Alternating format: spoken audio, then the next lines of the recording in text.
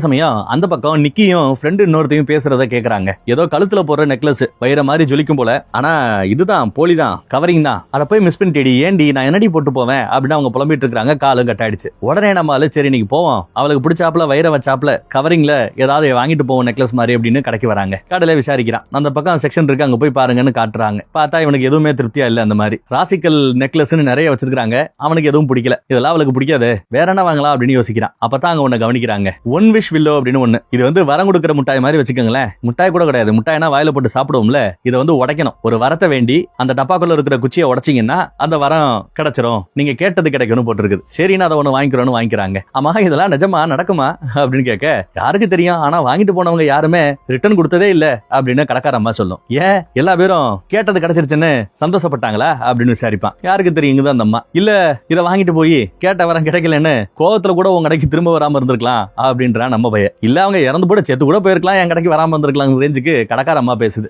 அப்புறம் வரமாட்டேன்னு சொன்ன நம்ம பையன் அந்த கடையில தான் போய் நிக்கிறான். எல்லாரும் ஒன்னா உட்காந்து கெட்டு உதல இருக்காங்க. அந்த இடத்துல ஃப்ரெண்டு கிட்ட நான் அவளை ப்ரொபோஸ் பண்ண போறேன்னு சொன்னதும், டேய் கெடுத்து தொலையாரா வேணாண்டா அப்படின்னு சையிலே பேசிட்டு இருக்காங்க. என்ன அப்படின்னு இங்க நிக்கியும் ஃப்ரெண்டும் கேட்டா ஒண்ணுமில்லன்னு சொல்லி சமாளிக்கிறாங்க. அப்புறம் அவ சரக்கு வாங்க போவா, பின்னாடி இவனும் போறான். நம்ம பையன் குடிக்க மாட்டான். ஜூஸ் வேணா குடுக்கட்டுமா அப்படின்னு கேட்க, இல்ல வேணாம் அப்படின்றா. அப்புறம் லைட்டா பேச முயற்சி பண்றான். அவன் கொஞ்சம் நல்லா தான் பேசுறா செய்யறா. ப்ரொபோஸ் பண்ண போறத பார்த்துட்டு ஃப்ரெண்டுகார உள்ள போய் என்னடா சொல்ல வந்த, எல்லடா சொன்ன வந்த அப்படின்னு கேட்க, ஒண்ணுமில்லன்னு சமாளிச்சிட்டு இருக்காங்க. அப்புறம் ஃப்ரெண்டுகாரையும் வந்துடுறா. 4 பேர் சேர்ந்து சரக்கு அடிச்சிட்டு வாங்க போவோம் அப்படின்னு வெளியில கிளம்புறாங்க. அப்புறம் சரக்கெல்லாம் அடிச்சாச்சு, வீட்டுக்கு கிளம்பியாச்சு. ஃப்ரெண்டுக்காரங்கிட்ட நிக்கி என்ன வீட்டுல கொண்டு இறக்கி வரியா ப்ளீஸ் அப்படின்னு கெஞ்சுவா. அவன் யோசிக்கிறான். அதுக்குள்ள நம்மால முந்திக்கிட்டு நான் வேணா இறக்கி விட்டுமா அப்படின்னு கேட்கிறாரு நம்ம ஹீரோ. உடனே ஃப்ரெண்டுக்காரனும் ஆமாப்பா எனக்கு ரொம்ப டயர்டா இருக்குது, இவன் கூடயே போ அப்படின்னு சொல்லிட்டான் ஃப்ரெண்டுக்காரன். அப்புறம் அங்க பிச்சைக்காரர் மாதிரி ஒருத்தவர் இருக்கிறாரு. அவருக்கு ஏதோ காசு பண்ணும் போல. அப்புறம் காசு கொடுத்துறேன்னு காசை வாங்கி கொண்டு போய் பிச்சைக்காரன் கொடுத்துட்டு வரா. சரி பாத்து போங்கன்னு ஃப்ரெண்டுக்காரன் அனுப்பி வைக்கிறான். எப்படியும் ப்ரொபோஸ் பண்ணிடுவான்னு ஒரு நம்பிக்கையில. அப்புறம் அப்படியே லைட்டா பேச ஆரம்பிக்கிறான். டெய்லி உன்னை பார்க்காமலாம் என்னால இருக்க முடியாது, நீ வேலையை விட்டு போயிட்டேன்னா நான் என்ன செய்வேன் அப்படின்னு லைட்டா ஃபீலிங்க கொட்டுறான். இல்ல எனக்கு ஒரு மாதிரியா போகுது,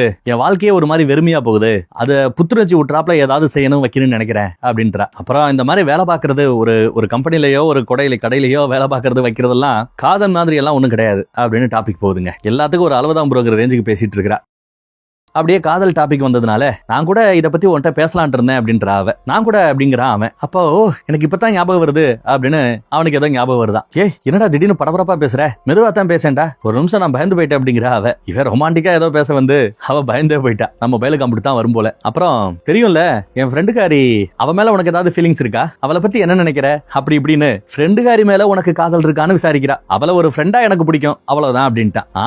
நான் கூட நினைச்சேன் இல்ல ஒண்ணு லவர் மெட்டீரியல் மாதிரி தெரியல அப்படிங்கிறா. எனக்கு கூட ஒரு பையன் மேல கிரஷ் இருந்தது, யாருமே கண்டுபிடிக்கல தெரியுமா அப்படிங்கிறா. சரி நான் கிளம்புறேன்னு கிளம்ப போறா. ஒரு நிமிஷம் அப்படின்னு பாருங்க.